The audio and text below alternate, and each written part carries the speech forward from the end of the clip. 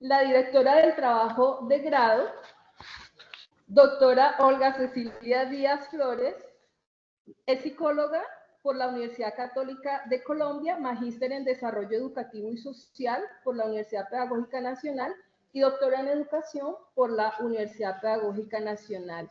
Desde el 2008 es profesora adscrita al Departamento de Posgrado en la Facultad de Educación, fue decana de esta facultad y subdirectora de gestión de proyectos del Centro de Investigaciones de la misma universidad. Es líder del Grupo de Investigación, Educación Superior, Conocimiento y Globalización y miembro del Grupo Internacional GIEPES, que es el Grupo Internacional de Estudios de Pesquisa y Educación Superior. Además, coordinadora académica del equipo de la Universidad Pedagógica en el proyecto europeo interuniversitario TUIN, From Tradition to Innovation in Teacher Training Institutes.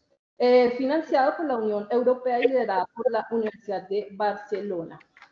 Y el doctor Ancísar Narváez Montoya, en su momento, pues estuvo como director de la tesis, pero por su compromiso de año sabático, ha delegado en la doctora Olga Cecilia Flores esta actividad. Bueno, con respecto a nuestra candidata a doctora, Yolanda Gómez Mendoza, candidata a doctora en educación con estudios de pregrado en licenciatura en física y posgrado en la maestría en educación. Se desempeña actualmente como docente investigadora adscrita a la licenciatura en educación infantil en la Universidad Pedagógica Nacional en el campo de la educación en ciencias y educación en museos, y desde este rol ha asumido actividades de docencia e investigación en el área disciplinar de ciencias naturales y formación en práctica pedagógica en escenarios culturales y vinculada a la línea de investigación, formación, pedagogía y didáctica del grupo de investigación, educación infantil, pedagogía y contextos avalado por la Universidad Pedagógica Nacional. Bueno, muy bien. Entonces, pasamos al segundo punto de la agenda, que es la presentación de la tesis por parte de la candidata, la profesora Yolanda Gómez Mendoza. Recordarle que para esta actividad tiene un máximo de 40 minutos. Muy buenas tardes para todos y todas. Agradezco el interés, la motivación de asistir a este evento académico de sustentación de la tesis doctoral de mi autoría. Agradezco a las evaluadoras por sus realimentaciones oportunas, por las sugerencias que sin duda cualificaron notablemente el informe final y el cierre de este proceso investigativo. Agradezco al doctor Ancísar Narváez, a la doctora Olga Cecilia Díaz por acompañarme en todo el proceso formativo en el doctorado y en particular por la preparación de esta disertación que compartiré con todos ustedes. Bien, con esta disertación doctoral se dan a conocer el proceso, los resultados y las proyecciones de la investigación titulada Aportes de la educomunicación a la apropiación de conocimiento científico, análisis de la recodificación y la mediatización educativa en museos de ciencias. Se trató de un estudio semiótico realizado en museos de ciencias con el propósito de comprender los procesos educomunicativos y la manera en que estos aportan a la apropiación del conocimiento científico. Lo anterior mediante el esclarecimiento de cómo se produce la recodificación de la cultura científica y cuáles son los rasgos relevantes de la mediatización educativa. En el orden de la exposición, primero se mostrará la construcción del problema, seguido de una breve síntesis del marco teórico-metodológico. Subsecuentemente, la profundización en los hallazgos del estudio y, por último, los alcances y las limitaciones con las proyecciones de esta investigación. El problema configurado surgió de la demarcación del estudio en la que el objeto, a saber, la educomunicación, fue constituido en su carácter formal. Para ello fue necesario el distanciamiento del carácter preponderantemente pragmático de la función divulgativa y educativa de los museos de ciencias, dado el notable interés de estas instituciones por mejorar la valoración que los públicos hacen de sus exhibiciones, lo que impulsó diferentes formas de medir sus logros. Rasgo que coincide con lo hallado en el estado del arte, mediante el cual fue posible establecer que el campo investigativo de la educación en museos también tiene esta marcada concentración en la producción de conocimientos sobre los aspectos pragmáticos, es decir, el Museo de Ciencias como parte de los medios educativos que hacen posible el aprendizaje de las ciencias. Con ello quedó justificada la importancia de un estudio que arrojó luces en torno a cómo los museos de ciencias recodifican la cultura científica y mediatizan los contenidos, constituyendo así las exhibiciones mediante las cuales se procura la transmisión de dicha cultura y lo que en términos pedagógicos influye favorablemente en la apropiación de conocimiento científico. Para ello fue necesario argumentar la relevancia analítica de la categoría recodificación, a partir de la acepción de cultura científica como código mediante el cual se difunde, divulga y comunica un tipo particular de conocimiento. Se afrontaron tensiones en torno a si es posible y cómo transponer una cultura en otra, lo que autores como Simonovic y Jacobi denominan transposición museográfica, o Asensio y Paul, transposición expositiva. Al respecto, como el objeto de la transposición es la cultura, fue preciso examinar en primer término la categoría transposición didáctica, desde el debate abierto en torno a la traducibilidad de las lenguas, para lo cual se retomó la hipótesis establecida por Quine, que sostiene la indeterminación de la traducción, al decir que, aunque sea posible elaborar, cito, manuales de traducción de una lengua a otra de diferentes modos, todos compatibles con la totalidad de las disposiciones verbales, sin embargo, todos son incompatibles unos con otros. Fin de la cita. En efecto, siguiendo a Palma, cito, el concepto de transposición didáctica, al hacer referencia justamente a la idea de traducción, forzaría a suponer que el lenguaje científico se puede adecuar generando otro que el visitante al museo pueda asimilar. No, todavía no. Similar tratamiento ameritó la categoría recontextualización, con la que desde el campo sociológico se hace alusión a los discursos, las instituciones y sus fines. Desde esta perspectiva, el museo ha estudiado en su paso de ser institución de custodia patrimonial y educativa a medio de comunicación, como lo menciona McManus, y ahora llamados entidades mediatizadas, nombre que usa Ciprianos et al. De esta manera, estudiar la recodificación de los museos de ciencias implicó indagar el código mediante el cual se producen los mensajes, en tanto relacionan las formas, tanto sintácticas como semánticas, asunto que por ser estructural no se resuelve desde el aspecto técnico de los medios. Por ello, de forma independiente, fue necesario revisar la mediatización, fuertemente impulsada por las transformaciones que imprimen las tecnologías de la información y la comunicación a los museos de ciencias, bajo el presupuesto de ofrecer exposiciones flexibles e interactivas para responder a los más altos estándares de la museografía internacional. Esta influencia se inscribió en el proceso de modernización por el cual los museos de ciencias se convierten en medio de comunicación, demandando la especialización de los roles del productor y del consumidor de mensajes. Así, este impulso modernizador de los museos dinamiza la recepción de mensajes por parte del público cuando éste va adquiriendo la competencia necesaria en la cultura mediatizada para acceder a información digitalizada electrónicamente.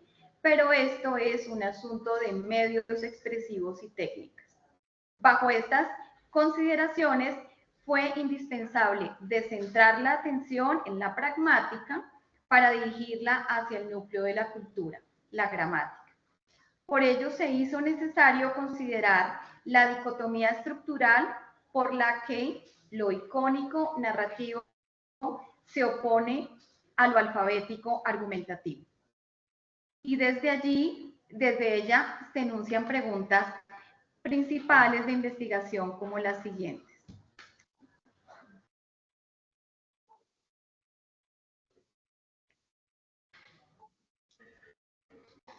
en qué consiste la recodificación de la cultura científica y la mediatización educativa en museos de ciencias y de qué manera, perdón, un segundo.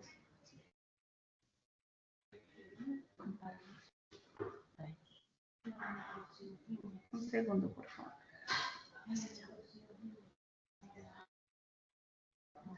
Inicialmente dice que nosotros habíamos hecho en la noche de la mañana que empezar a hacer clases. Ahora sí. Y de qué manera los procesos educomunicativos contribuyen a la apropiación del conocimiento científico en ciencias. ¿No estoy pasando? Toca una pregunta. Perdón.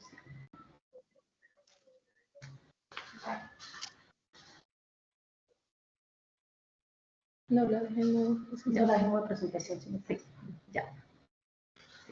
Bien, estas preguntas que acabo de mencionar fueron abordadas mediante el siguiente modelo teórico-metodológico, en el que se destacan las formas, como las observamos en el centro del esquema, en resaltado, como el aspecto estructural de la codificación.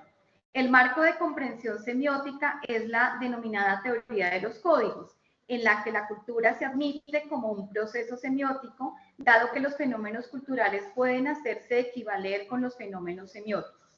La semiótica asume dichos fenómenos como procesos de comunicación a los que subyace y debe su existencia un sistema de significación, según lo entiende Eco en su tratado de semiótica. Desde esta perspectiva, aunque se parta de un ejercicio descriptivo de las sustancias, el análisis sobre las formas es el que hace posible el reconocimiento de las características de la función semiótica establecida en forma de código. Así, la codificación ocurre entre elementos pertenecientes del plano del contenido, es decir, los significados en tanto una unidad cultural de tipo semántico, y elementos del plano de la expresión a modo de unidad cultural de tipo sintáctico, mediante las cuales se expresan dichos contenidos, pero solo en presencia de un código o convención social que opera entre los sistemas correspondientes a cada plano. A partir de lo anterior, el modelo de análisis tiene los siguientes niveles de abstracción, que van de lo general a lo particular y de lo abstracto a lo concreto. El primer nivel corresponde al código como sistema simbólico. El segundo nivel corresponde a la función semiótica, que es producida por el código y que hace posible interrelacionar el texto y el discurso. El tercer nivel se compone de los planos sintáctico y semántico, que son la expresión y el contenido del mensaje, respectivamente.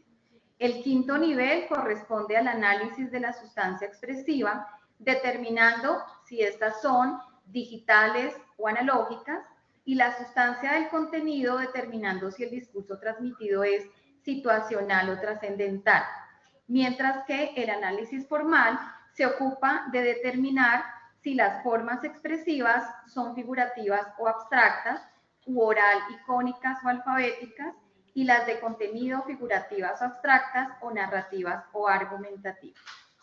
Ya en el procedimiento práctico, para la organización del corpus se tuvieron en cuenta las recomendaciones de las evaluadoras del proyecto en el sentido de acotarlo, y para ello se siguieron las recomendaciones señaladas por Roland Barthes, a saber, que el corpus sea lo suficientemente amplio como para que se pueda suponer razonablemente que sus elementos saturan un sistema complejo de semejanzas y de referencias, y un corpus lo más homogéneo posible en cuanto a la sustancia y en cuanto a la temporalidad. En lo primero, dando a su posible heterogeneidad una interpretación estructural, y en lo segundo, logrando suprimirse al máximo los elementos diacrónicos. Como se observa en estas láminas que voy a compartir, la exhibición museal que se analizó corresponde a aquella disponible hasta el año 2023 en el Museo del Espacio del Planetario de Bogotá y el Museo de Ciencias de la Universidad Nacional de La Plata, en adelante Museo de La Plata. Fueron tomados los museos como los sintagmas mayores, y cada uno de ellos fue fragmentado en sintagmas menores, que son las salas, y estas a su vez en los módulos que las componen, obteniéndose un total de 10 sintagmas en la sala Mirar lo Invisible del Museo del Espacio y 7 que componen las subsalas 2 y 3 de la sala La Tierra, una historia de cambios del Museo de La Plata. Siguiendo esta operación, cada módulo se segmentó de modo que fuera posible analizarlos a modo de sintagmas. Para ello, se usaron rejillas de análisis, como la que observamos en esta lámina, para cada uno de los 17 sintagmas que fueron analizados de manera individual. Se observaron los componentes semióticos, las sustancias y las formas, y se fueron clasificando en las dicotomías que el modelo nos permite usar. De lo que se obtuvieron cantidades con las que a su vez se establecieron predominancias en las formas y en las sustancias. Bien, pasando a los hallazgos, frente a la pregunta ¿cómo se produce la recodificación de mensajes científicos en la exposición museográfica disponible?, se estableció que ésta se encuentra organizada estructuralmente, conservando la predominancia de características formales de la codificación peculiar de la cultura científica, con formas expresivas predominantes en enunciados alfabéticos numéricos y formas de contenido con primacía de explicaciones causales. Eso sí, se hizo necesario incluir formas inéditas al implementar por primera vez este modelo analítico en un museo de ciencias. Así, la forma llamada explicaciones basadas en analogías consiste en asumir fenómenos equiparables, dada su semejanza, y se conciben como formas abstracto-argumentativas que recurren a las metáforas en su función cognoscitiva para explicar un fenómeno como análogo a otro. Mientras que la forma expresiva denominada visualizaciones es concebida como una forma figurativa que permite apreciar el fenómeno análogo mediante otras radiaciones del espectro electromagnético diferentes a la luz visible, del tipo como si pudiéramos ver el infrarrojo, o fenómenos cuya evidencia se basa en otro tipo de interacciones, como es el caso de la eléctrica o magnética, del tipo como si pudiéramos ver las corrientes eléctricas que son causa del magnetismo terrestre. En efecto, se trata de formas figurativas mediante las cuales algo se hace visible por algún dispositivo, como es el caso de filtros o una cámara de radiación infrarroja o ambos. O procedimientos, por ejemplo, cuando el visitante se ubica frente a una pantalla que sirve de filtro, permitiendo solamente el paso de luz infrarroja. Al otro lado se instala una cámara de radiación infrarroja, justo detrás de ella se instala un televisor en el cual otras personas pueden ver la emisión infrarroja de la primera. O también como ocurre cuando el visitante observa la mutua acción entre un campo magnético y las partículas de la pantalla del televisor de rayos catódicos encendido y con interferencia. Estos dispositivos y procedimientos son los que hacen posible lo que no podemos observar a simple vista, figurando así la observación que hacen los científicos cuando auscultan el universo visible. Sin embargo, aunque figurativas, las visualizaciones no son una forma icónica, porque la visualización se basa en una imagen equivalente. Por ejemplo, ¿cómo veríamos el infrarrojo si fuera luz visible? Esto a diferencia de la percepción visual que, por ejemplo, hacemos de las fotografías. Para comprender mejor este hallazgo, quiero presentarles el mensaje que transmite el módulo denominado Campo Magnético de la Sala Mirar lo Invisible, en cuyo panel aparece un título que en sí mismo es una metáfora: el traje invisible de la Tierra, expresando así que la magnetosfera del planeta protege a la biosfera a la manera de una capa que no podemos ver a través del sentido de la vista. Además, en el enunciado textual se afirma lo siguiente: las brújulas funcionan porque la Tierra es un gran imán y tiene a su alrededor una barrera invisible llamada campo magnético. Hay fenómenos relacionados como cuando acercamos los imanes a este viejo televisor de rayos catódicos y vemos la influencia de sus campos magnéticos sobre las partículas de la pantalla. De esta manera se procede por analogía entre la causa eléctrica del magnetismo terrestre y la interacción entre campos eléctricos y magnéticos. Entonces, lo que está en este momento proyectado en la lámina, a mi izquierda es un panel que está impreso sobre un tablón y allí está el texto, que es un texto alfabético, es un enunciado alfabético. En el museo, en este módulo, en su momento estuvo un televisor de rayos catódicos al cual se le podía aproximar un imán natural para poder encontrar entonces la interferencia. Sin embargo, para efectos de la visualización, voy a reproducir un corto video de un museo virtual de ciencia sobre la desviación de los rayos catódicos. Perdón, un segundo, porque ahora no lo encuentro. Aquí está. Ya. Sí, ya está corriendo. Sí, ya. Así ya está corriendo. ¿Necesitará micrófono adicional? No, porque es visual. Ah, ok. El sonido incluso es estridente. Porque es lo que produce la descarga. Sí. Mira, está.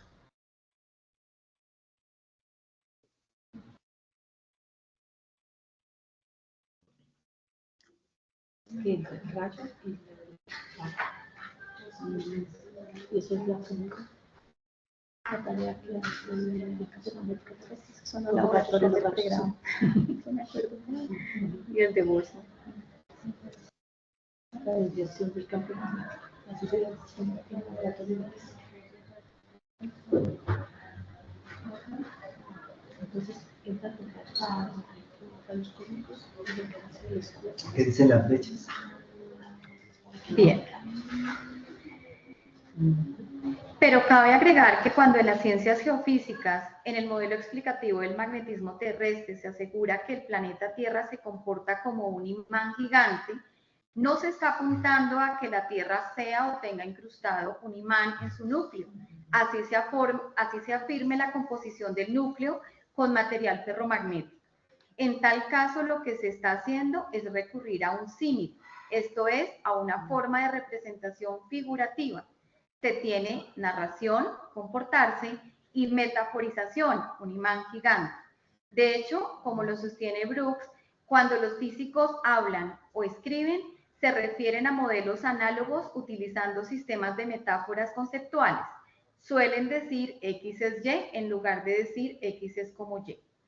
A juzgar por lo anterior, si las formas expresivas predominantes en los museos de ciencias que fueron analizados están subordinadas en su carácter funcional a las formas explicativas, para el caso las basadas en analogías y las descripciones, la recodificación pone a los visitantes frente a códigos similares a los que se usan en la cultura científica, teniendo como base la racionalidad explicativa como una de las practicadas en ella.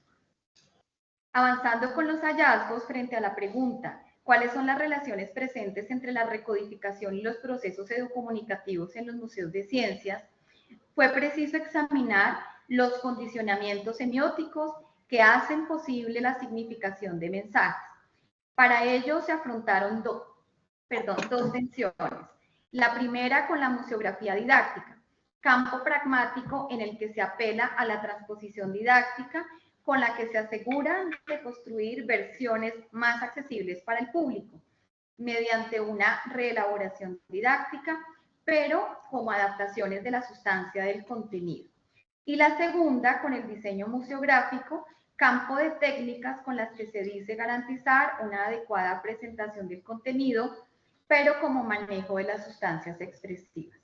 Resuelto esto y concentrado el análisis en las formas, las relaciones encontradas revelan dos características semióticas. En primer lugar, la univocidad por la que los destinatarios de los procesos educomunicativos tendrán como posibilidad para la significación de primera mano aquello que los emisores proponen a través de la exhibición. Lo anterior, como quedó en evidencia, se debe a dos condicionantes semióticos. En primer lugar, porque la recodificación mantiene, grosso modo, las características de la cultura científica que se reconoce como una cultura gramaticalizada. Y en segundo lugar, la ratio difficilis que se impone a la reproducción de signos científicos.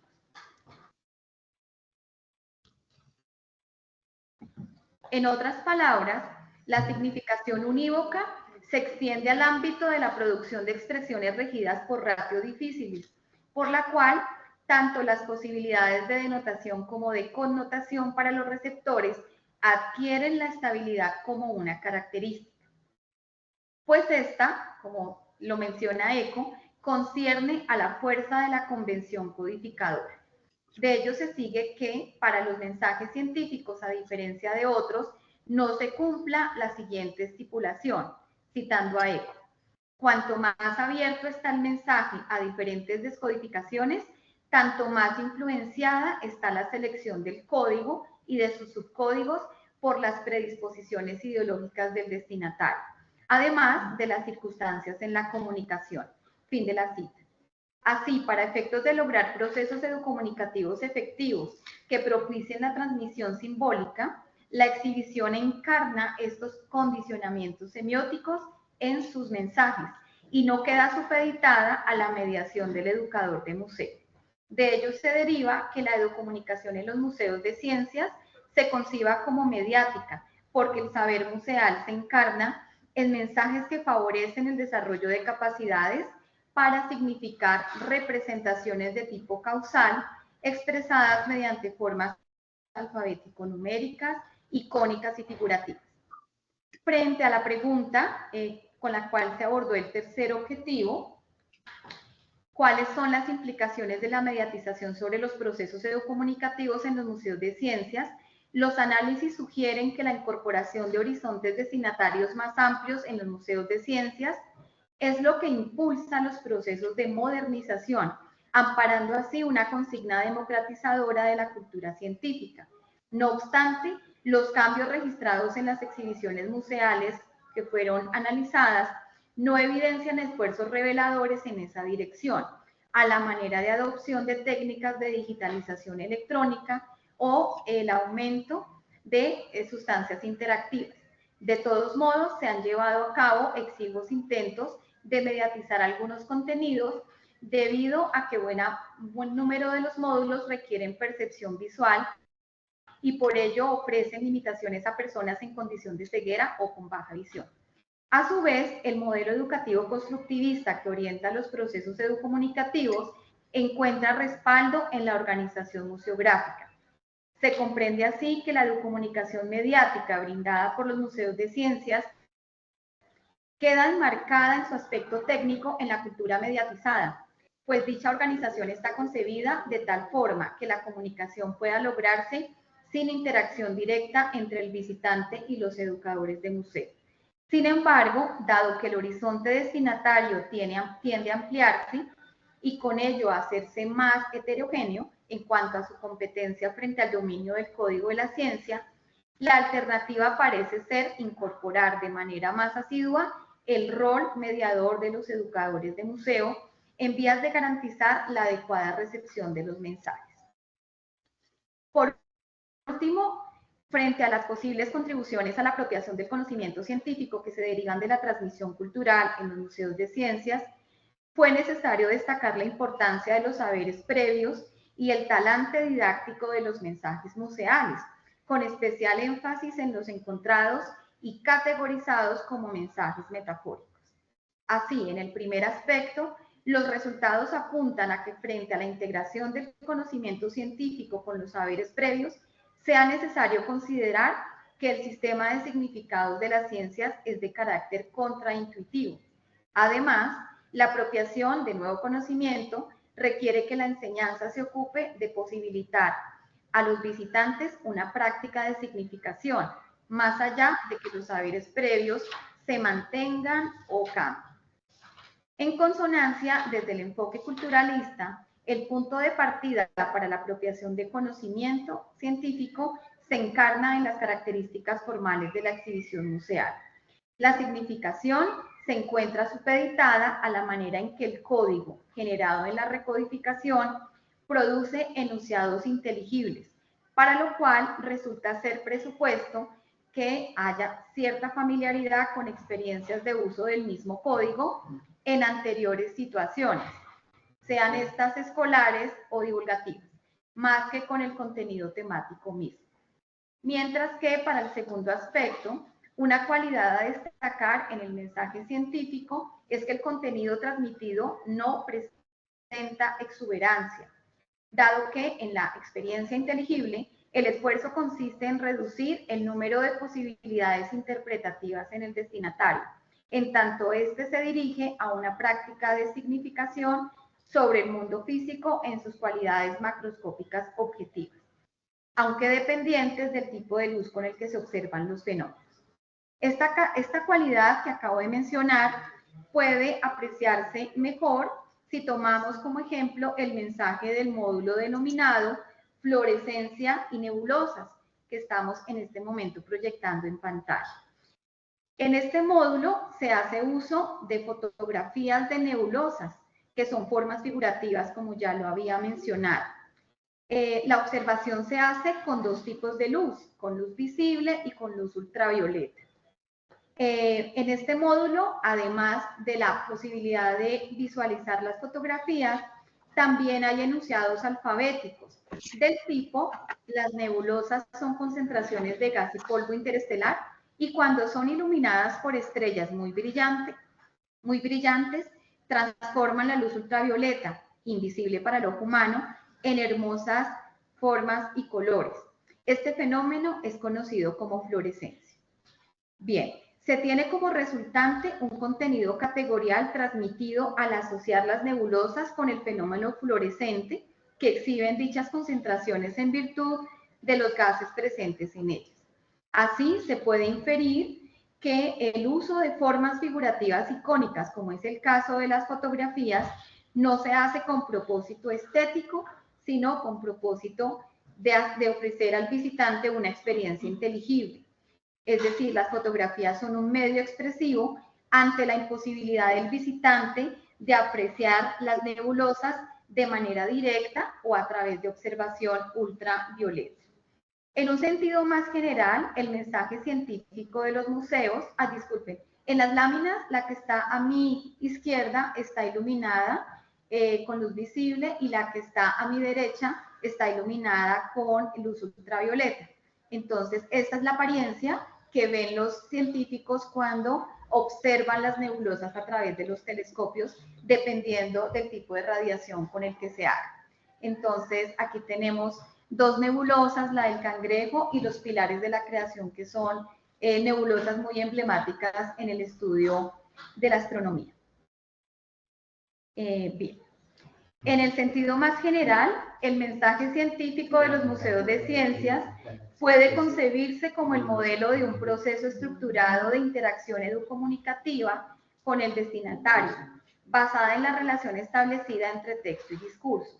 Se trata del objeto de la enseñanza en los museos, orientado a lograr niveles propicios de significación en los visitantes, asunto en el que los mensajes producidos bajo léxico metafórico cumplen una importante función didáctica. Conforme a ello, cuando en el plano del contenido se recurre a formas de explicación que ubican al visitante frente a un fenómeno, como lo hacen los astrónomos o geofísicos, se está refiriendo a una forma argumentativa, pues los científicos no cuentan, sino que explican el mundo físico. Lo anterior pone en evidencia que es posible producir mensajes a partir del léxico metafórico, explicaciones basadas en analogías, relacionándolos con enunciados alfabéticos y visualizaciones. A modo de cierre y teniendo como marco de discusión la acepción de cultura científica enunciada desde la perspectiva institucionalista que promueve la política en ciencia, tecnología e innovación en Colombia, como el discurso de política procedente del programa comunicativo de la apropiación social de la ciencia, la tecnología y la innovación, que fue prescrito para los museos de ciencias desde el momento en que estos adquieren el estatus como centros de ciencias. En contraste, la perspectiva culturalista ofrece una acepción que semantiza la cultura científica como código y determina para la inculturación científica límites que son semióticos y no políticos. En tal sentido, resulta legítimo el reconocimiento de la contribución de los museos de ciencias frente a una de las problemáticas estructurales para la ejecución de la Estrategia Nacional de Apropiación Social de Ciencia, Tecnología e Innovación, como lo es, según Colciencias, el analfabetismo científico. En virtud de ello, esta investigación presenta las siguientes conclusiones. En primer lugar, la transmisión cultural en los museos de ciencias se sostiene en la función didáctica de los mensajes que constituyen la ciencia enseñada, lo que implica reconocer la fortaleza del éxito metafórico como una forma explicativa y no narrativa. En segundo lugar, se confirma la importancia de tomar en cuenta los condicionamientos semióticos en las didácticas específicas, para que la ciencia enseñada mediante una exhibición museal pueda cumplir el propósito de transmitir los diferentes contenidos a los destinatarios y por ende lograr prácticas de significación en ellos. En tercer término, la mediatización educativa en museos de ciencias se concibe como un asunto de índole técnico, en procesos educomunicativos fuertemente influenciados por demandas de inclusión social. Sin embargo, aunque las sustancias interactivas dispuestas en los diferentes sintagmas analizados respaldan una adecuada mediatización, lo cierto es que la ampliación del público destinatario ha confluido en la capacidad dialógica de los museos y las TIC, aunque este aspecto no esté consolidado en los procesos formativos que los mediadores reciben, como lo señala Álvarez Rodríguez et al. Como tampoco se encuentran resueltas las necesidades de capacitación informática tras 2 décadas de irrupción de la interactividad, como lo indican Bellido, Gana y Prada. Pese a todo, en el terreno pragmático, en los procesos educomunicativos en museos de ciencias, aunque enmarcados en una cultura mediatizada, se ha involucrado el educador de museo en la presentación de los contenidos en ciencias, como una suerte de vínculo entre los visitantes y la exhibición. Y este es un asunto que claramente desborda el carácter informático y operativo y amerita profundas consideraciones culturales como las que quiero compartir a continuación. Las condiciones de posibilidad para la apropiación del conocimiento científico pueden afirmarse son de carácter estructural más que coyuntural.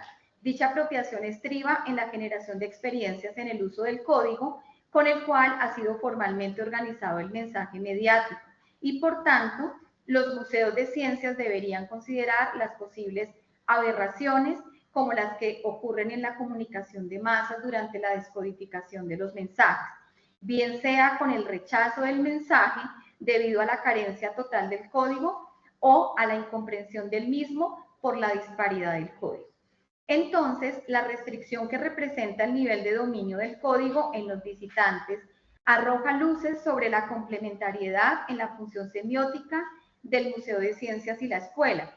La primera, el primero que aunque llamado a ofrecer educación mediática, caracterizada por las formas oralicónicas y narrativas en la transmisión de los contenidos, en realidad, en esta tipología de museos, que son los dirigidos a las ciencias, se hace uso de formas dicotómicamente contrarias, es decir, alfabético-numéricas y explicativas.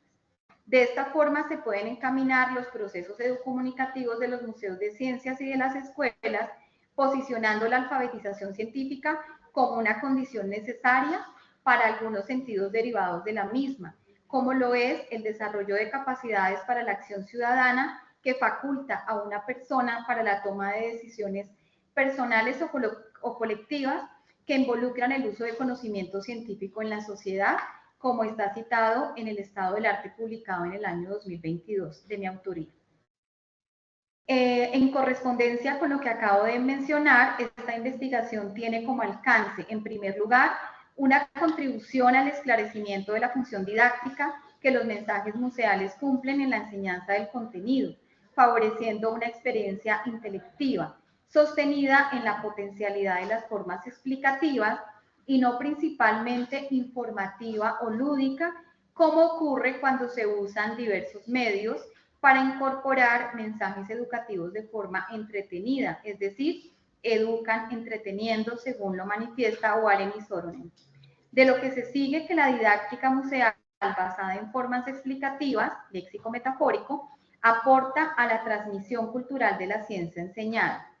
Con el uso de mensajes metafóricos se aprovecha el importante papel cognoscitivo que portan las metáforas, tanto en los campos de producción de conocimiento como también en los de apropiación.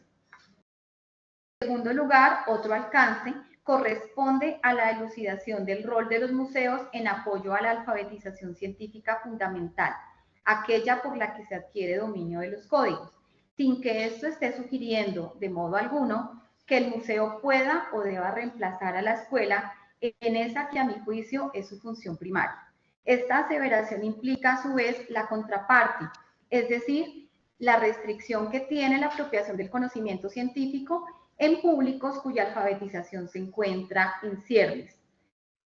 Ahora bien, en cuanto a las limitaciones del estudio, se identificó la imposibilidad de obtención de datos de referencia iniciales provenientes de los guiones museográficos del Museo del Espacio, lo que impidió conocer la estructuración original del relato museal.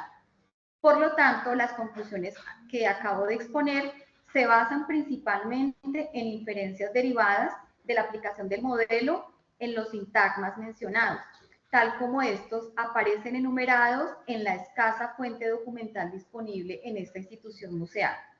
De allí que no fuera posible conocer cómo se concibió originalmente la disposición y secuencialidad en las salas y de los módulos, como tampoco la relación de continuidad entre los diferentes objetivos de instrucción definidos en cada uno de ellos. De todas formas, el análisis se basó en la conjetura según la cual las salas se ocupan de temáticas y objetivos de enseñanzas que van de lo concreto a lo abstracto. A diferencia de ello, en el Museo de la Plata se contó con un pormenorizado catálogo de la exposición de la sala que fue remodelada por los profesores y alumnos en un seminario museológico, en el cual la teoría evolutiva de la materia y la energía explica los fenómenos desde el pasado primigenio hasta el pasado más reciente. Esta publicación hace parte de la fuente documental que tiene el Museo de la Plata, un museo que tiene 200 años y una trayectoria bastante interesante por conocer a través del trabajo museológico de la Facultad de Ciencias. Esta investigación confluye en un modelo en el que se incorpora la semiótica a la vía que forma la disciplina que se enseña, que para el caso analizado fueron la geofísica y la astrofísica, y la pedagogía con sus didácticas específicas, educación en ciencias y didáctica museal. A modo de cierre de esta presentación, se comparten algunos desarrollos derivados de la misma y que constituyen proyecciones para futuros estudios. El primero, la investigación-creación de material educomunicativo a la manera de texto divulgativo. Esta proyección abre oportunidades al considerar que el modelo propuesto en la construcción de mensajes tiene una intención didáctica para grupos etarios específicos. Tal es el caso de la producción de recodificaciones que establecen un código basado en descripciones, esta vez narrativas, y formas expresivas icónicas y figurativas, buscando con ello la transmisión cultural del conocimiento cosmológico y astrobiológico destinada a grupos etarios para quienes hay baja oferta divulgativa. Este texto que estoy en este momento presentando es parte de este primer desarrollo y proyección de la investigación en un trabajo de grado que tuve la oportunidad de dirigir en la licenciatura en Educación Infantil con Stephanie Rosso, que es la autora del mismo. El segundo, la investigación didáctica en torno a la cualificación del saber didáctico en la formación de educadores de museos. Proyección en la que el modelo propuesto puede profundizar en la comprensión de los educadores de museo en torno a los condicionantes semióticos, como puede ser el caso de las exhibiciones denominadas interactivas, pero que aún así han involucrado la figura de guía con grupos etarios específicos. Total, el modelo propuesto abre posibilidades investigativas y en el marco de la docencia universitaria, buscando nutrir las sinergias entre una academia comprometida con la formación de educadores y los museos de ciencias. Gracias por la atención. Bueno, muchas gracias a nuestra candidata doctora Yolanda Gómez Mendoza por su presentación, un tiempo de 42 minutos, muy bien. Bueno, pasamos entonces al tercer punto, que es la discusión de cada una de las evaluadoras. Para ello voy a proponer el siguiente orden. En primer lugar, la doctora Ana Dunrauf. En segundo lugar, la doctora Beatriz Elena Marín. Y en tercer lugar, doctora Rosanidia Tual. Cada una va a tener un máximo de 15 minutos para sus preguntas y o observaciones. Entonces, doctora Ana, tiene usted la palabra. Bueno, ¿ahí se me escucha bien? Perfecto, sí señora. Bueno, voy a ver si puedo más o menos acomodar. Bueno, en primer lugar, quiero pedir disculpas por todos los inconvenientes técnicos que se han ido solucionando gracias a su buena voluntad y espera. Inesperados, totalmente inesperados, se cortó la electricidad en el momento de conexión, así que ahí ahora volvió, por suerte. Y en segundo lugar, aunque es el primero en realidad, quiero felicitar a Yolanda, expresar mi alegría por haber llegado a este momento, por la tesis que ha elaborado, por los aportes, por su dedicación, el esfuerzo, la rigurosidad de su trabajo, que ha sido también plasmado en este escrito y en esta presentación de la tesis doctoral. Yo había enviado una evaluación y no quisiera repetir mucho en esta breve intervención, pero fundamentalmente quiero rescatar la problemática relevante que aborda, la complejidad con la que la aborda, una problemática que para el campo de la educación en ciencias desde hace ya unos cuantos años viene, como ella muestra en el relevamiento de antecedentes, viene trabajándose desde distintas perspectivas, y este abordaje desde la semiótica ha traído algunos aportes que ella bien ha mencionado, que son relevantes, y a mí una cosa que me pareció muy interesante es esta propuesta de, por un lado, de pasar de la pragmática a la gramática para hacer sus análisis, la identificación de las nuevas categorías específicas para las exhibiciones museales de ciencias naturales, que ella también bien compartió recién, y el punto de la complementariedad en la función semiótica del Museo de Ciencias y la escuela, ¿no? Como está la importancia de quienes visitan, del manejo del código o el no manejo del código o el parcial manejo del código de las personas visitantes a los museos, y cómo esto puede o influye en la apropiación precisamente del código, ¿no? Entonces, algo adelantó ya con las proyecciones investigativas, pero lo que a mí me parece interesante que ella, si es posible y si tenemos un ratito de tiempo, nos comparta algunas de estas, además del título y la orientación que puso en estas proyecciones investigativas, como algunas reflexiones o aportes que ha encontrado, que están ya esbozadas en ese título, para la práctica de la formación docente, ¿no? Esta identificación de la complementariedad necesaria para la alfabetización científica entre estas dos instituciones, ¿no? Los museos de ciencia y el sistema educativo. Y vuelvo a decir mi felicitaciones y alegría enorme por poder compartir este momento. Y muchas gracias, Yolanda. Diana, gracias. Muchas gracias, doctora Ana. Damos la palabra a la doctora Beatriz Elena. Bueno, buenas tardes. Yo de nuevo, pues de verdad, mis aplausos para Yolanda. Encantada de haber sido parte de este trabajo.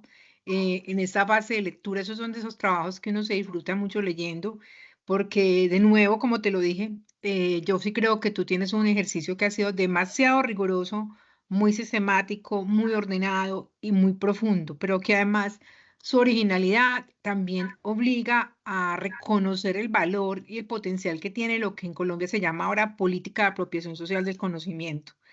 Creo que tú recuperas en el museo el centro de ciencia por excelencia. O sea, si bien hay varios centros de ciencia declarados desde la política y desde el Ministerio de Ciencia y Tecnología de Colombia, yo pienso que las posibilidades que tiene un museo de ciencia para acercar al público general, no solo a la escuela, sino al público en general, el conocimiento científico es bien valioso. Creo que tú con eso pues también nos estás poniendo como en la esfera el potencial que tienen estos espacios y de pronto el que no se haya valorado tanto como debería de ser. Y no solamente el Museo de Ciencia, también otro tipo de museos como los artísticos que de alguna manera también hacen un acercamiento al individuo para también llevarlo a ciertas emotividades que solamente podrían sentirse apreciando el arte. Me encantó, también te lo digo, que hubieras podido hacer este trazo con el Museo Nacional de La Plata, porque yo también lo conozco y lo visito cada vez que tengo la oportunidad de ir a dar conferencias o a dar clases en la Universidad Nacional de La Plata, donde he sido también jurado de tesis doctorales. Y me fascinó porque además lo conozco que hubieras tenido esa oportunidad de hacer tu pasantía allí y de comparar este ejercicio.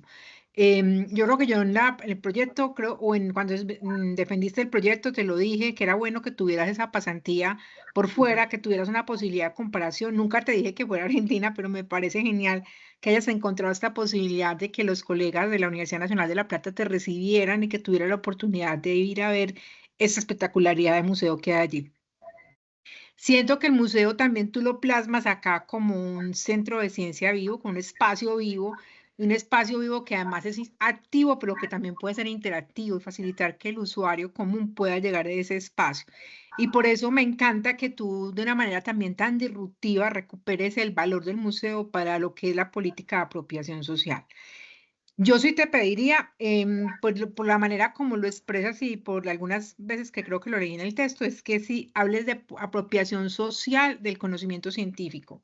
Esa palabrita social pareciera una bobada, pero es muy fuerte porque es precisamente la dimensión que le estamos dando al tema de la apropiación de la ciencia en públicos que no han sido habituados a esto. Y además lo distingue lo que es considerado la comunicación de la ciencia o la divulgación de la ciencia o la popularización de la ciencia. Esto va mucho más allá. Y ese mucho más allá es que realmente la gente se haga dueña de eso, se haga dueña de ese conocimiento y lo valore y lo valide dependiendo pues de sus opciones y sus posibilidades. Creo que eso de que sea un centro de ciencia también lo hace pues muy fuerte para eso de acercar a conocer la ciencia, pero también acercarnos a hacer ciencia a nosotros mismos y a hacer ciencia. Ser ciencia y hacer ciencia, o sea, tener la posibilidad también de proponernos cómo aportamos al desarrollo de la ciencia. Hay otra cosa que yo destaco mucho de tu trabajo y es ese modelo que hiciste como de intersección entre disciplinas científicas que se enseñan de manera separada, la semiótica, la pedagogía, incluso yo me identificaba mucho con la parte de narrativa, pues la parte de la comunicación, cómo trabajaste el discurso, cómo trabajaste también como esa diferencia con el texto narrativo y también un poco recuperar, que te lo decía también, lo que recupera Kaplun en función de la pedagogía y la comunicación cuando reconoce que hay una mediatización implícita que hay ahí entre la presión sistémica de lo que pasa en el ambiente y lo que define o reciben esos sujetos o esos grupos sociales a pesar de las barreras de transmisión cultural que existan. Mira que tú destacas en la presentación algo que me pareció muy importante y fue precisamente lo de los guiones museales, o sea, que exista una guía práctica y clara. Es más, te voy a decir algo, en algún momento por ahí en mis artículos, en lo que he hecho, en algún momento escribí un texto para una ponencia con un estudiante que estaba haciendo, bueno, está haciendo porque no lo ha terminado, está haciendo una tesis sobre infografías y museos. Y precisamente ese era el tema que más abordábamos, porque el hecho de que el museo sea interactivo no quiere decir que esté lleno de lucecitas y de habilidades tecnológicas, que sí es importante, pero que no es lo único, sino que también nos permita leer objetos visuales, una infografía, una visualización de datos. Y tú con lo que trabajaste potencias mucho esa necesidad de que también tenemos que tener unas narrativas visuales y que en esto el guión del museo se convierte en una herramienta necesaria para poder cambiar esa cultura de la apropiación social del conocimiento. Yolanda, muchísimas gracias por esto. No te imaginas todo el aporte que me das también a mis ejercicios de investigación con lo que acabas de terminar. Y bueno, mis felicitaciones. Y yo lo único que quisiera, uno generalmente en estos espacios pregunta mucho por los retos, las dificultades, los límites, tú los incluiste en tu presentación. Yo lo que quiero es que me cuentes ahorita, si nos queda tiempo, es qué fue lo que más disfrutaste de ese trabajo de campo. Gracias. Doctora Beatriz, gracias por sus comentarios y preguntas. Damos la palabra a la doctora Rosanidia Tuay. Muchísimas gracias. Bueno, agradecer a Yolanda por permitirnos escuchar su exposición, que yo creo que ha sido muy clara y realmente manifiesta, como han dicho mis colegas anteriores, digamos, la rigurosidad, la originalidad y también el compromiso que tiene Yolanda con su investigación, que yo creo que eso es fundamental. Y también a la profesora Olga Cecilia y al profesor César por permitirme estar acá como evaluadora interna. Y creo que se destaca de la, digamos, del trabajo, que yo creo que son varios, sobre todo en términos de educación en ciencias, que es mi campo, digamos, de experticia, y es justamente pasar de ese enfoque divulgativo que ha sido muy fuerte en términos de los museos a un enfoque más cultural, pero desde lo comunicativo, que yo creo que lo comunicativo, que creo que es la categoría, que me parece que al final Yolanda debería potenciarla más, porque se queda, bueno, entre tantos intersticios, pues se va a ir dibujando y entonces al final, por ejemplo, no termina siendo muy fuerte qué función cumpliría en lo pedagógico esa condición comunicativa y sobre todo la educación en ciencia, ¿cierto? Porque se destaca lo comunicativo, lo que ya han resaltado mis colegas, y creo que esa recodificación de mensajes científicos, sí, no solamente de mensajes, sino también del contenido científico, porque los alcances de la ciencia, creo que son fundamentales, y hay un texto muy interesante, no recuerdo el autor, que llama El Giro Pictórico. Y entonces, sí, que es de ciencias, que es de educación en ciencias, y nos muestra efectivamente, por ejemplo, en toda esta parte de las posiciones, sobre todo astronomía, que tú lo planteabas como hacer visible lo invisible, ¿cierto? Y es como efectivamente al pasar de un espectro, en las categorías del espectro electromagnético, como el museo me permite, digamos, esa condición que hace el museo, como lo plantea acá, tener experiencias sensibles, porque es que no lo tenemos, y cuando nosotros no construimos experiencias sensibles frente a un fenómeno, pues no nos dice nada, porque no nos representa nada en términos de fenómeno, exactamente, no me representa nada porque no tengo ninguna acercamiento, ya sea por metáfora, por analogía, por algún tipo de condición de poder apropiarse. Y entonces yo creo que ahí, digamos, en educación valdría la pena, tú hablaste de modelos, pero lo pasaste muy por encima en términos de los modelos analógicos, de GS, y esto sí valdría la pena como, digamos, no para, ya ahorita la tesis está terminada, sino para tu futuro seguir profundizando en eso, qué representa, qué quiero realmente mostrar con los modelos, por ejemplo, en ciencias, y por qué ese modelo cumple una función. Tú le dices aquí explicativa, narrativa, en términos siempre de dicotomía, pero realmente los modelos tienen una condición explicativa y de representación. Sí. Y yo creo que eso valdría la pena de pronto retomarlo a futuro, porque, digamos, desde la educación en ciencia vale la pena potenciar esa parte. Y tengo, digamos, una serie de preguntas, un poco también, como decía la doctora Beatriz, en términos más metacognitivos, ¿cierto? Y es que, ¿qué nuevos aprendizajes, o sea, generó esta experiencia tuya en esta nueva perspectiva de la educomunicación aplicada a los museos de ciencias, ¿cierto? ¿Cuáles fueron los factores favorecedores y obstaculizadores de todo el proceso? Que yo creo que es importante porque uno conoce en la historicidad también los mismos desarrollos, pero claro, uno no se va a ubicar en una tesis contando todos esos aspectos, pero aquí podemos indagar, bueno, al final, ¿sí? ¿Cuáles fueron esas condiciones y qué transformaciones o mejoras produjo la experiencia? Yo creo que también estamos muy en la línea que preguntaba la doctora Beatriz. ¿Y qué lecciones aprendidas quedaron de todo esto? ¿Listo? Muchísimas gracias. Gracias. Muchas gracias, doctora Rosa Nidia. Entonces, damos la palabra a nuestra candidata, profesora Yolanda, en un máximo de 15 minutos para intentar redondear tanto las preguntas o comentarios que se le han hecho. Bien, muchas gracias a la doctora Ana, a la doctora Beatriz, a la doctora Rosa Nidia por sus consideraciones. Las encuentro bastante generosas. Yo estoy sorprendida porque no con falsa humildad, pues este es un trabajo formativo en todo caso, pero que sobre el cual siempre tuve la convicción de que valía la pena hacerlo. De allí que me hubiese tomado el trabajo de estudiar semiótica, por lo menos en su aspecto fundamental, ¿no? Como lo señala ECO desde la teoría de los códigos y el profesor Ancísar, que ha hecho allí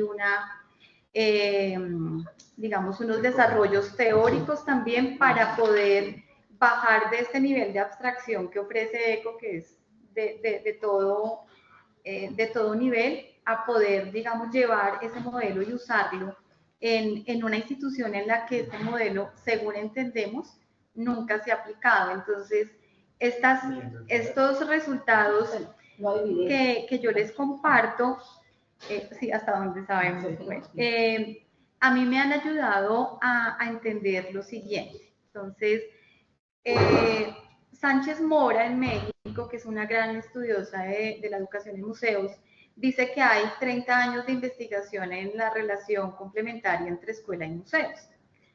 Pero cuando uno va a mirar qué es lo que se sabe sobre esa relación, no hay ninguna alusión a la complementariedad semiótica, es decir, no hay claridad sobre cuál es la función que semióticamente debe cumplir la escuela y los museos y cómo se pueden potenciar en la medida en que se vinculan en un trabajo de alfabetización científica o de promoción, digamos, de lo que llamamos la cultura científica o la apropiación social del conocimiento.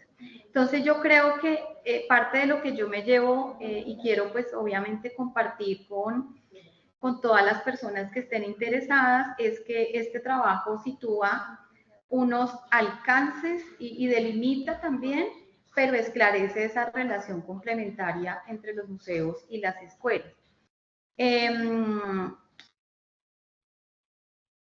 La doctora Ana llama la atención sobre los aportes a la práctica de formación de docentes y yo quiero agradecer esa pregunta porque es lo que ahora no me deja dormir. Porque es que yo sí creo que si nosotros influimos positivamente en la formación de futuros maestros, vamos a tener mejores educadores de museo.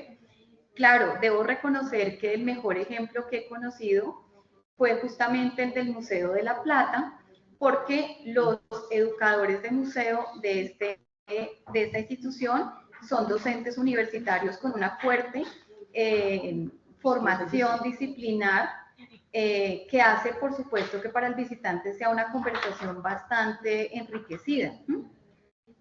Sin embargo, creo que las consideraciones semióticas ayudan a hacer más efectiva la mediación. Cuando se comprenden, digamos, la centralidad de las formas, uno empieza a encontrar que las sustancias son importantes y es la parte visible, la parte evidente de los museos. Tanto el tema, los fenómenos o los conceptos que nos comparten como las sustancias expresivas, que son los materiales, las pantallas, todo lo que se usa justamente para transmitir efectivamente el contenido. Sin embargo, si nos vamos a las formas, yo encuentro que la formación de maestros podría ser, digamos, cumplir un papel mucho más consciente en términos semióticos. Lemke y otros pensadores de la semiótica social, por ejemplo, se quedan cortos, a pesar de que eran físicos también, se quedan cortos en la propuesta de utilizar las múltiples representaciones multimodales, porque ellos están en el plano expresivo, en el plano expresivo con formas expresivas diversas, y eso es parte de lo que hay que hacer, pero lamentablemente no atinan en considerar la importancia y la centralidad de las formas de contenido. Entonces, yo creo que el gran papel en la formación de maestros es seguir cultivando el espíritu científico de los maestros para que asimismo, teniendo formas de representación de carácter científico, se pueda enseñar la ciencia como ella es, incluso en la diversidad de formas de contenido que este modelo propone. La ciencia no es solamente explicativa. Estos ejemplos que yo comparto fue lo que encontré en 2 museos que gozan de esta característica semiótica. Sin embargo, debo comentar, y pues también pasando un poco a responder a la pregunta de la doctora Beatriz, que fue lo que más disfruté. Bueno, yo tuve la posibilidad de habitar y vivir el Museo del Espacio durante la mitad del tiempo que este estuvo activo. El Planetario de Bogotá decidió cerrarlo y en su lugar construyeron unas salas interactivas que están dirigidas a la presentación del conocimiento astrobiológico, un conocimiento científico de carácter interdisciplinar que, por ejemplo, se estructura en los campos de producción de conocimiento con formas narrativas, no explicativas.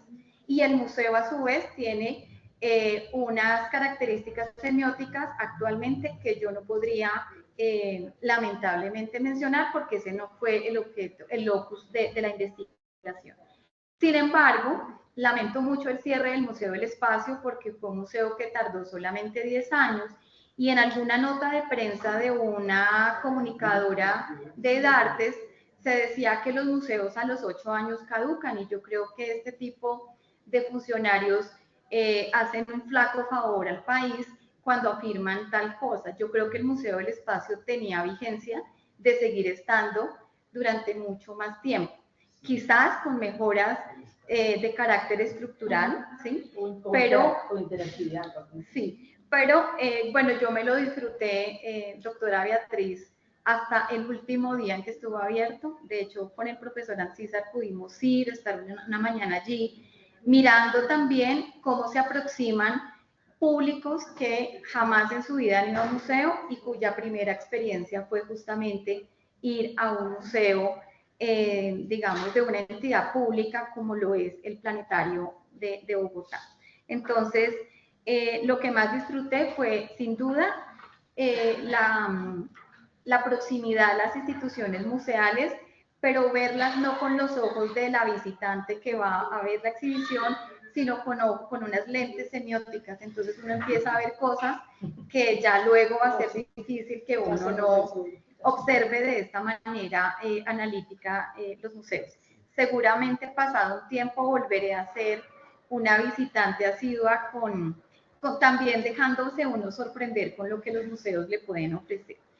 Bien, frente a la inquietud de la doctora Rosa Nidia, yo creo que este es una tesis que aporta al campo de la educación en ciencias, enfocada principalmente en lo que se hace en los museos, que es cierto, son una de las formas en que se expresan estos denominados centros de ciencias, como lo ha querido llamar Corciencias, pero que si uno mira la historia de los museos de ciencias es tan antigua como los museos mismos, es decir, la educación en museos nace en los museos de ciencias en Estados Unidos, y bueno, luego toman forma en una amplia diversidad cuando se expanden hacia América Latina. Frente a ello, considero que lo que más podría potenciarse a futuro es justamente la importancia de la forma de contenido en la codificación científica. son las formas de representar el mundo que hace la ciencia y qué es y deberían ser las formas de pensamiento que deberíamos promover en los estudiantes, ¿sí?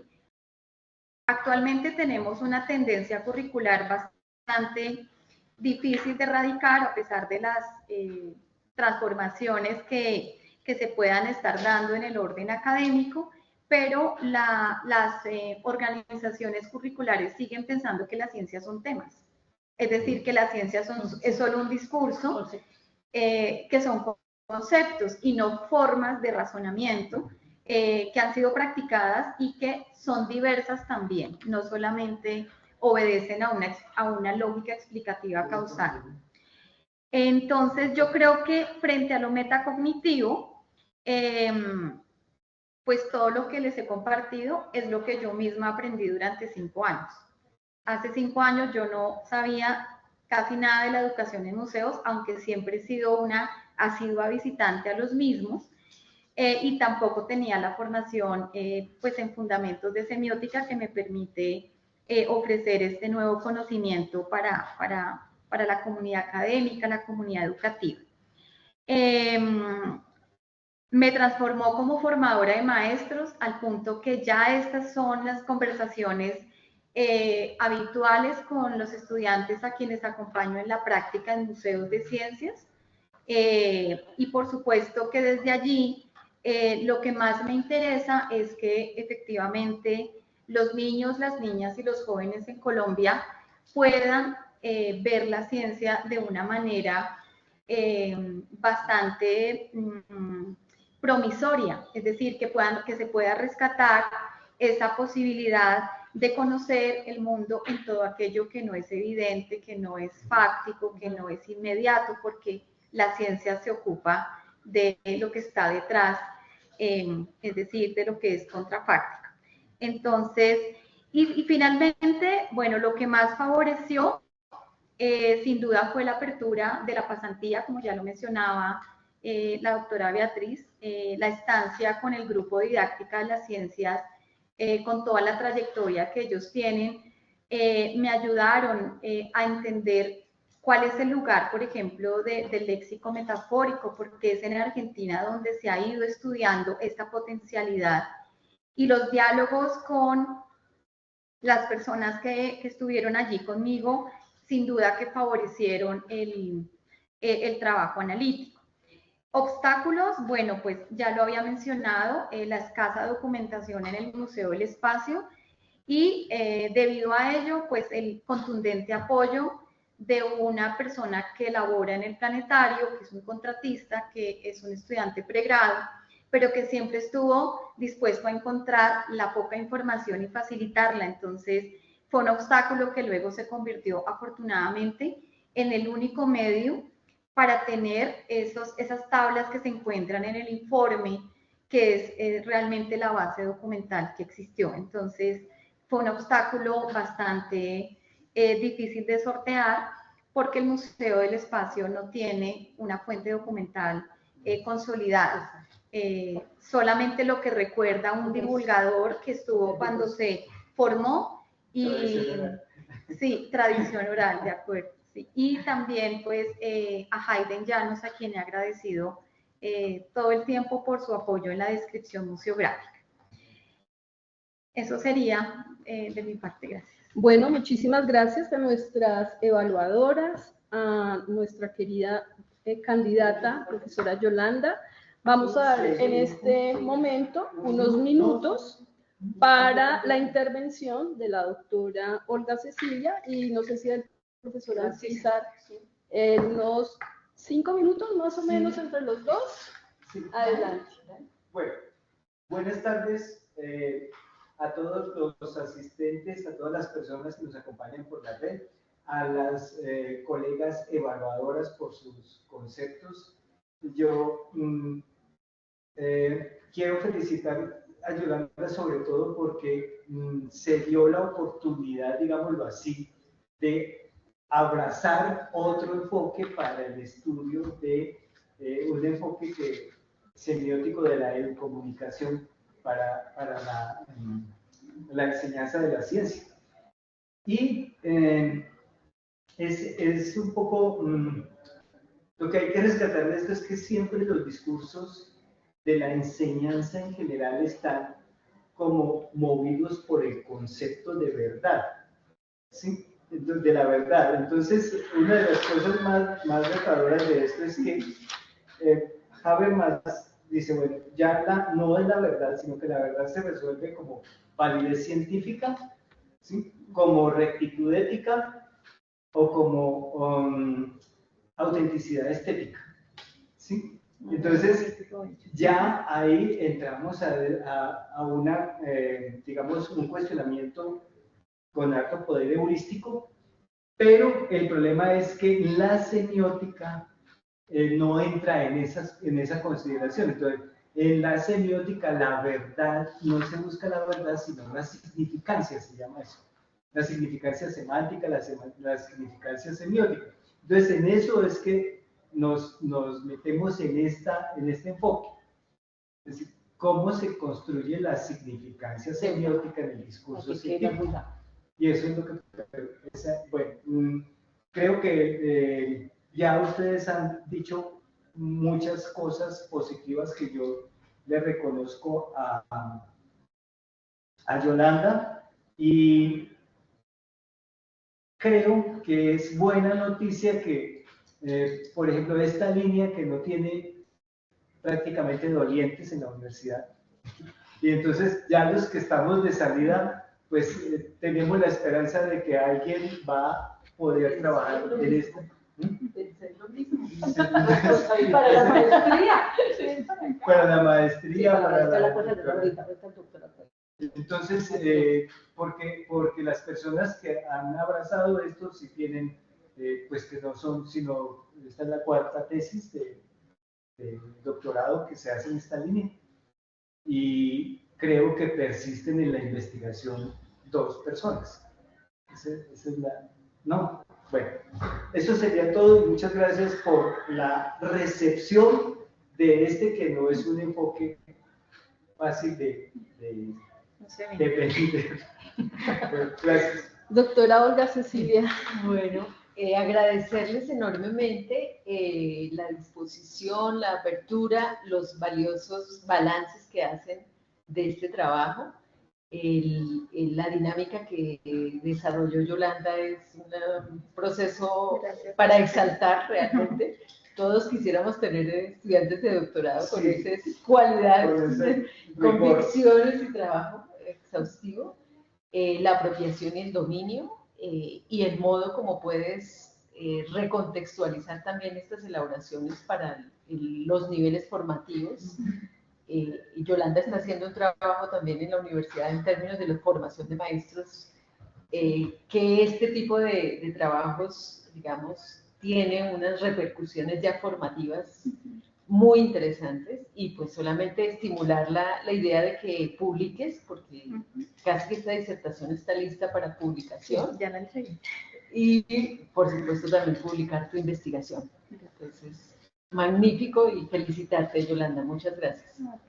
Bueno, muchísimas gracias. Entonces, vamos al siguiente ítem, que es la deliberación, y vamos a invitar entonces a la doctora Beatriz, a la doctora Ana, a la doctora Rosa Nidia, a la directora profesora Olga Cecilia. Nos vamos a conectar en el enlace que se les remitió para esta etapa de la deliberación y calificación. Mientras nosotros estamos en este proceso, van a tener más o menos unos 15, 20 minutos máximo para que el público que nos está acompañando puedan pues interactuar con Yolanda en preguntas, comentarios, y le acompañen mientras están en este proceso.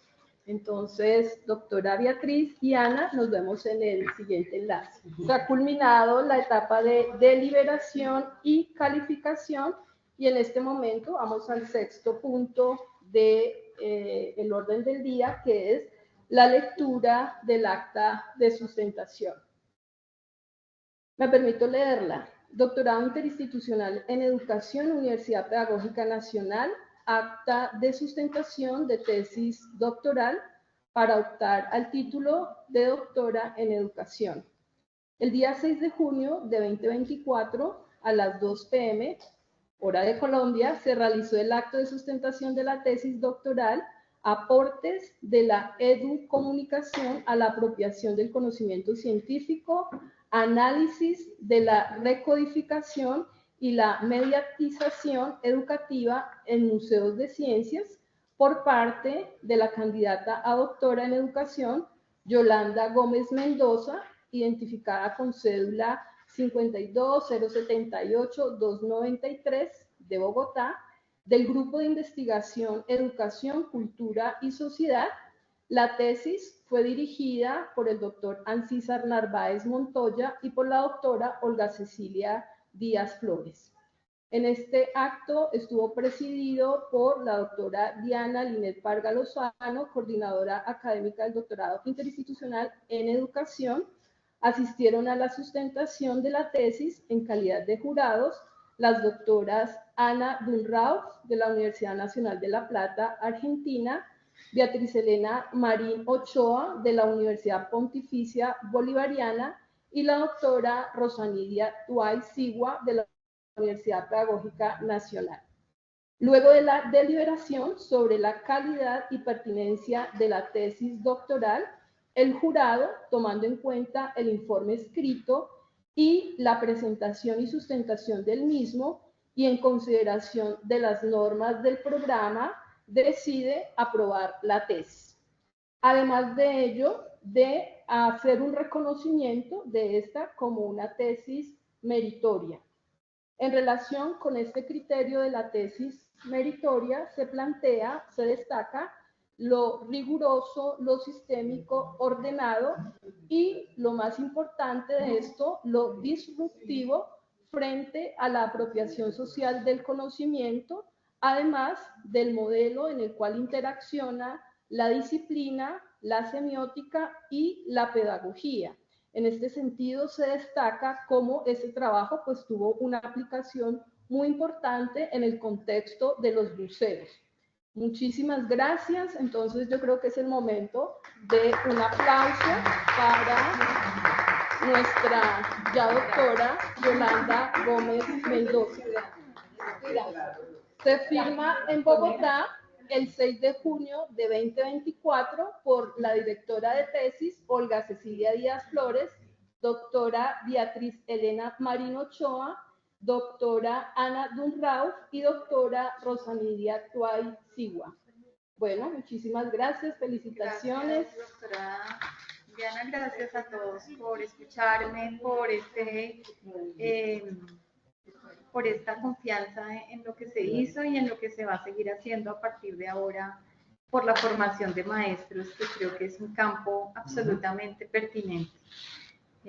Muchas gracias a mis estudiantes también que estuvieron aquí en la sustentación y a las que continúan en la universidad disfrutando también de esto que hacemos desde el doctorado, desde la investigación. Muchas gracias, Ancísar, Olga Cecilia, a todos. Gracias, Ana. Gracias, saludos a Silvina, a Connie, a Sole. Yo sé que no pudieron estar, pero es un grupo grande de mujeres que están haciendo un trabajo maravilloso en Argentina.